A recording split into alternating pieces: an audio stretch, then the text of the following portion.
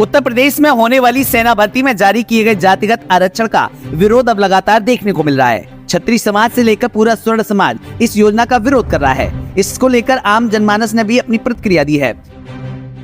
बताने कि उत्तर प्रदेश में पुलिस भर्ती प्रक्रिया को अंजाम दिया जाना सुनिश्चित किया गया है, लेकिन इसमें जातिगत आरक्षण का विरोध अब होने लगा है। बताने कि पुलिस भर्ती के तहत एसपी, एसटी, ओबीसी वर्ग के उम्मीदवारों को 5-5 वर्ष की छूट दी गई है।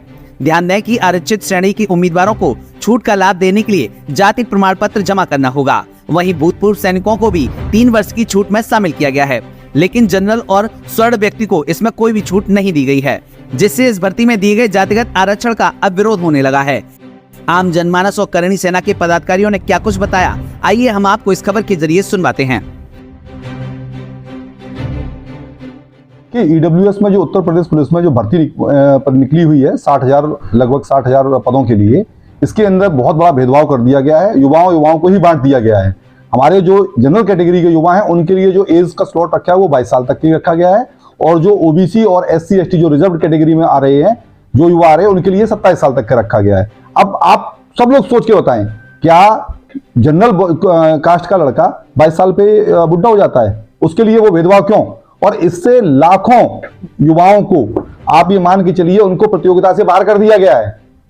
जिनको 5 साल का जो उनको ब्रैकेट नहीं दिया गया, इससे लाखों युवा बिना प्रतियोगिता में भाग लिए ही बाहर हो गए हैं। इससे समाज में डिस्क्रिमिनेशन बढ़ेगा, भेदभाव बढ़ेगा, समाज में दूरियां बढ़ेंगी, और इसका खामियाजा आने वाले 2024 के चुनाव में सरकार को भोगना पड़ सकता है। इसलिए मेरा करबद्ध निवेदन है योगी सरकार से कि वो इस भेदभाव को तत्काल प्रभाव से निष्क्रिय करते हुए और सभी की एज समान कर दी जाए।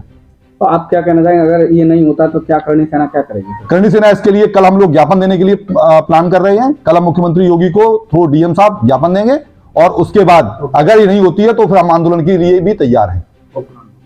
इसमें जो हमारी ईडब्ल्यूएस सर्टिफिकेट भाइयों को और सवर्ण समाज के सभी जनरल कास्ट को लिए जो भर्ती में 22 साल तक की उम्र दी गई है, और ओबीसी और एससी एसटी के लिए 27 वर्ष तक है, तो उसको बढ़ाकर जनरल और ओबीसी एससी एसटी सबको बराबर किया जाएगा। अगर ये नहीं किया जाएगा तो हमारे संगठन समस्त करणी सेना संगठन द्वारा उग्र आंदोलन भी किया जा सकता है, और सरकार को इसमें संशोधन करना चाहिए। अगर संशोधन नहीं हुआ तो इसका खामियाजा आने वाले 2024 के चुनाव में सरकार को भुगतना पड़ेगा।